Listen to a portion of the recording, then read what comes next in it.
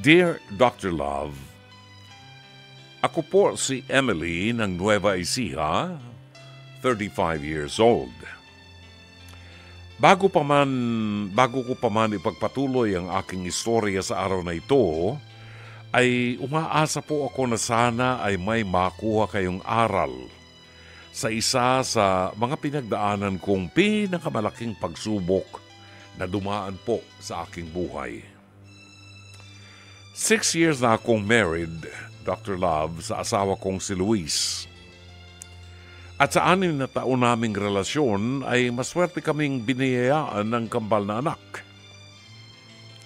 Bata pa lang kami ni Luis ay kilala ko na siya dahil nasa iisa lang kaming church na kinabibilangan. Kaya nga maski ang ibang miyembro ng aming pamilya ay kilala rin siya. Sabi ng ibang taong kakilala namin na para bang we belong together. The exact opposites. Kalug ako, tahimik siya. Kaya nga after 13 years of being friends to lovers, ay nilevel up na namin at nagdesisyon na rin kaming magpakasal. Nagtrabaho ako as a party planner sa isang maliit na kumpanya. Madalas, birthdays na nagiging kliyente namin, habang ang asawa ko naman po ay nagtatrabaho sa isang BPO company. Dr. Love, sa loob ng aming pagsasama ni Luis ay ni minsan ay hindi ko siya nakitaan o history man lang ng cheating. Noong friends pa lang kasi kami ng mister ko ay kilala siya bilang torpe. Yung bang tipong irereto o ipapakilala namin siya sa ibang girls kasi minsan iniisip ko na rin na baka bading siya. Not until isang church activity brought us together intimately. Doon ko nalaman na parehos kami ng morals. Same foundations. Perfect kumbaga. Ang masasabi ko para sa aming dalawa, after 3 years ng aming marriage life, ay bigla na lamang nagbawas ang kumpanyang pinapasukan ni Luis at kasama po siya, Dr. Love, sa mga natanggal. Maraming beses na sumubok si Luis sa iba't ibang kumpanya sa pag-asang magkakaroon na siya ng trabaho hanggang habang naglalakad-lakad kami sa Pasay sa pag-asang may mahanap kaming papalit sa dati niyang trabaho ay nakatanggap kami ng tawag sa isang kumpanya.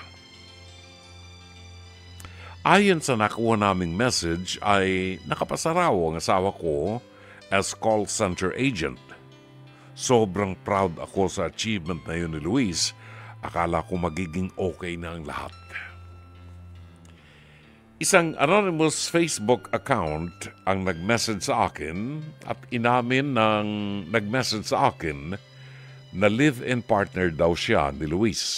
At ang rason kung bakit niya naisipang i-message ako ay dahil concerned lang daw siya para sa akin. Siyempre, hindi ako naniwala dahil alam kong never din naman na late sa uwi sa trabaho si Luis. May access din ako sa cellphone niya at sa lahat ng social media accounts niya.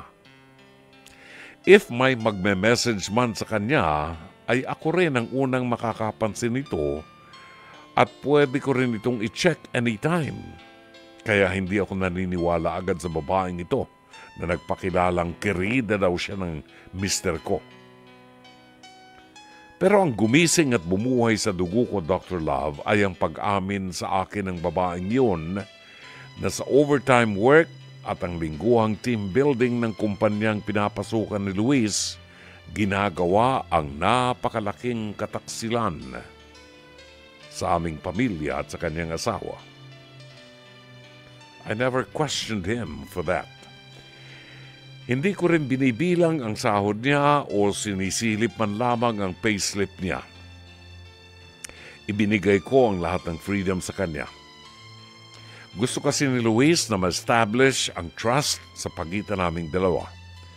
Nadiskubre ko rin, Dr. Love, na ang kabit ng mister ko ay may 2 anak na pala. Mabuti na lamang, may savings ako at todo kayod ako sa trabaho kaya nakakuha ko ng kasambahay. Dahil sa nangyari, ay dito na rin ako nagdesisyong palayasin si Luis sa aming pamahay. Walang anumang pag-aalinlangan, Dr. Love, ay nagawa ko ang desisyon na yun. Ayoko na kasi ng drama at mahabang paliwanagan. Kasi ganun din naman yun. At hindi niya mababago pa na niloko niya ako, Dr. Love. Ang tanong ko lang sa mga oras na ito ay kung mayroon ba talagang secret app sa phone na pwede kayo mag-usap discreetly. Nahihiwagaan kasi ako kung saan sila nag-uusap. Never din kasi niyang itinago ang telepono niya. Sobrang curious lang talaga ako. Grabe lang din kasi ang pagka-stealth ng communication nila. I give them credit for that. Ang wish ko lang kay Luis ay sana masaya siya raising other women's children while I enjoy my twins alone. Maraming salamat sa pagkakataong mapili ninyo bilang tampok na kwento ang aking istorya sa araw na ito. Hanggang dito na lamang ang aking kwento. Lubos na gumagalang, Emily. Balikan po natin ang liham kasaysayan ni Emily. Tinatanong ni Emily sa akin at hindi ko na sana masasagot yung kanyang katanungan kasi wala akong alam. Sa edad kong ito ay wala na akong interes na malaman kung mayroon pang mga apps na ganyan. Pero ang sabi ng ating researcher sa tulong po ng ating producer, meron pong mga apps na pwedeng i-hide.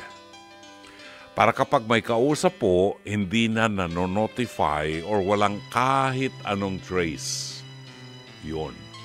So, mahirap nang matrace.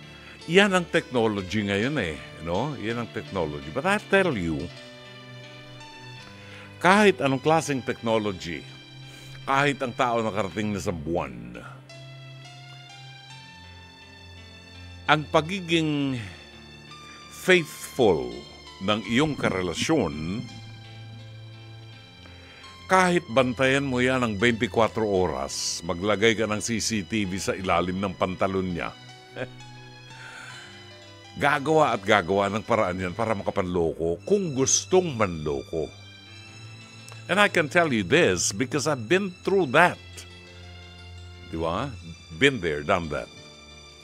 Kahit anong bait, Diyos ko, napakabait ni Brother Jun Banaag nung araw. May takot sa Diyos. Pero pag ginustong manloko, talaga manloloko. See? Lalo kapag mayroong babae na kahit alam na may asawa ka, papayag. Meron yan. Oh. You're not safe anywhere in the world these days.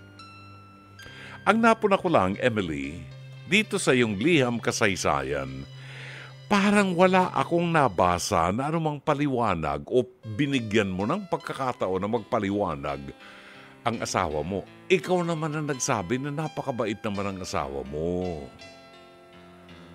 Ang napuna ko lang, wala kang sinabi tungkol sa explanation ng asawa mo. May sinabi ka tungkol doon sa personality ng babaeng escabeche umano ng asawa mo na may 2 anak or something at may asawa. Karengkeng. Siyempre, escabeche, di karengkeng, may asawa na anak ka na ng asawa niya. May asawa hindi live-in, asawa. Nagpasawsaw pa sa kanyang platito ng patis. Alam mo yon? Normally, sa mga babaeng may asawa na, yung platito ng patis niya, ang pinapayagan lang niya magsawsaw yung asawa niya. Kahit kumakain ng sinigang na baboy na maraming taba, yung patis mo ilalagay mo ng sili. Diba? sinigang tapos ang kanin mo medyo may gabi na dinurog. Ang sarap niyan, ano? Ang papayagan mo lang magsawsaw sa platito mo ay yung asawa mo. Hindi ka papayag na kung sino-sinong kamay ang magsasawsaw sa platito ng patis mo.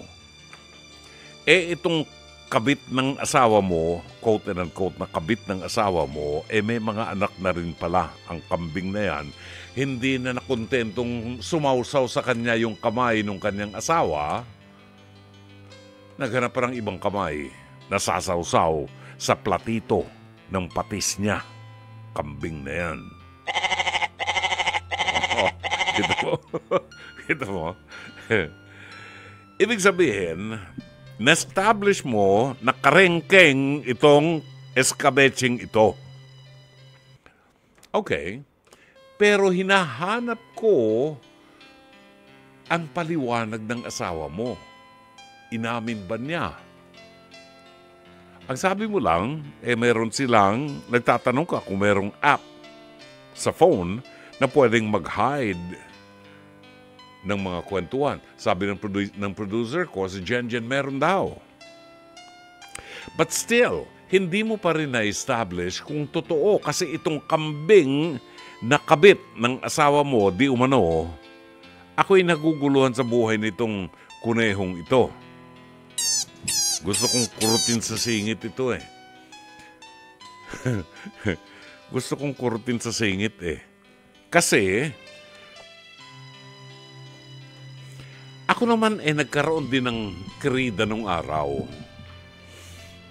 Nagloko rin ako nung araw. Pero, yung aking girlfriend, as much as possible, ayaw niya na pinag-uusapan yung tungkol sa wife ko. Kasi nagigilty rin siya. Diba? Sobrang kapal ng mukha nitong kerida ng asawa mo, kung totoo, dahil siya mismo ang tumawag sa'yo at nag-notify sa'yo. Normally, ang mga kabit, umiiwas yan sa asawa. Bawal yan. Talagang bawal. Ngayon, dahil nga ang tao, karamihan ngayon, wala nang takot sa Diyos, lalo na yung mga kabit at saka mga escabeche, mga kabitenya. Diba? Pasaway! Wala na. Ano? Taas ang kamay o paa? Pasaway! Pasaway. Oo. Mga pasaway. Mga escabeche ngayon. Kasi wala nang values Wala nang takot sa Diyos. Pinagmamalaki pa yung nakita ko sa sa face-to-face. Nakita ko sa face-to-face, yung mga escabeche, sila pa mga matatapang kaysa dun sa asawa. Talagang gusto kong kurtin sa singit mga escabeching to. So, na-establish natin yung di umano ay escabeche ng asawa mo. In-establish mo yon.